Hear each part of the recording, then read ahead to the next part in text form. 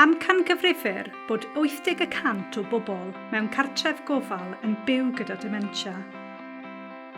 Yn 2013, bu'r Gymdeithas Alzheimer yn arolygu perthnasau i breswylwyr mewn cartrefi gofal. A gwelwyd bod llai na hanner ohonynt yn teimlo bod aelod eu teulu yn cael cyfle i gymryd rhan mewn gweithgareddau. Ym mis Ebrill 2015, datblygwyd y rhaglen cartrefi gan Age Cymru. Pwrpas y rhaglen oedd cynyddu'r nifer o gyfleoedd i breswylwyr a staff gymryd rhan yn y celfyddydau, a datblygu a mentora artistiaid i gynnal sesiynau i bobl mewn amgylchiadau gofal. Cafodd artistiaid proffesiynol yng Nghymru eu recriwtio gan Age Cymru, a chawsant eu cefnogi gan fentoriaid proffesiynol i gynnal sesiynau cyfranogol creadigol yn wythnosol gyda phreswylwyr, staff ac aelodau'r teulu, dros 8 i 12 wythnos, i ysbrydoli ac ailgynnau diddordeb mewn creadigrwydd.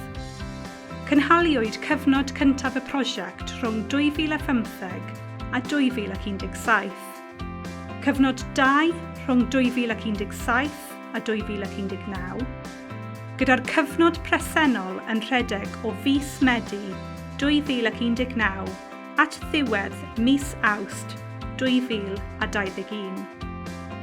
Mae 3,217 o breswylwyr cartrefi gofal nyrsio a phreswyl, staff, gwirfoddolwyr ac aelodau'r teulu mewn 194 o cartrefi gofal wedi cymryd rhan ers cychwyn y rhaglen.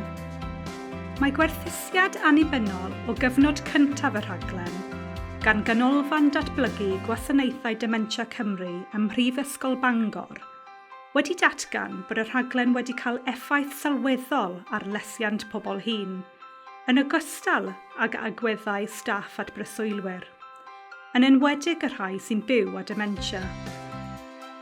Cafodd staff yr hyder i arwain gweithgareddau creadigol eu hunain, ac roeddent yn fwy parod i ganfod profiadau diwylliannol y tu allan i'r gwaith.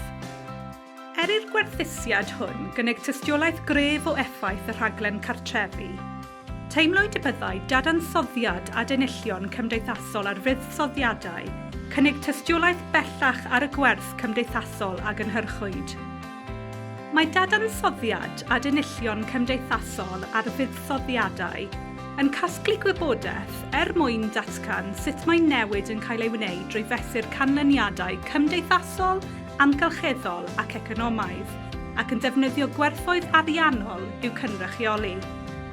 O'r dadansoddiad hwn, gwelwyd bod cartrefi yn darparu gwerth cymdeithasol rhwng 4 punt a 53 ceiniog a 9 punt ac 8 ceiniog ar gyfer bob punt a fuddsoddiwyd. Yn ôl gwerthusiad a rhagdybiaethau manwl yn seiliedig ar ymchwil flaenorol, yr adenillion cymdeithasol ar fuddsoddiadau bras yw 6 punt a 48 ceiniog ar gyfer bob punt a fuddsoddiwyd yn ystod y 2 flynedd gyntaf. Mae gwaddol arbennig cartrefi yn cartrefi gofal yn mynd y tu hwnt i werthfawrogiad mwy o'r celfyddydau, ac i mewn i elfennau hanfodol gofal sy'n canolbwyntio ar yr unigolyn. Soniodd staff am y ffordd mae'r sesiynau wedi gwella eu perthynas gyda phreswylwyr.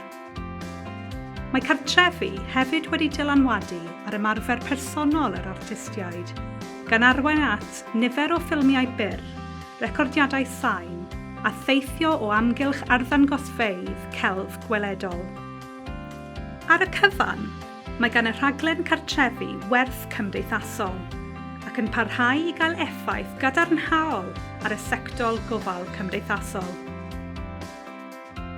Cyflwynir y rhaglen cartrefi gan Age Cymru, a fe'i hariennir gan The Bearing Foundation a Chyngor Celfyddydau Cymru.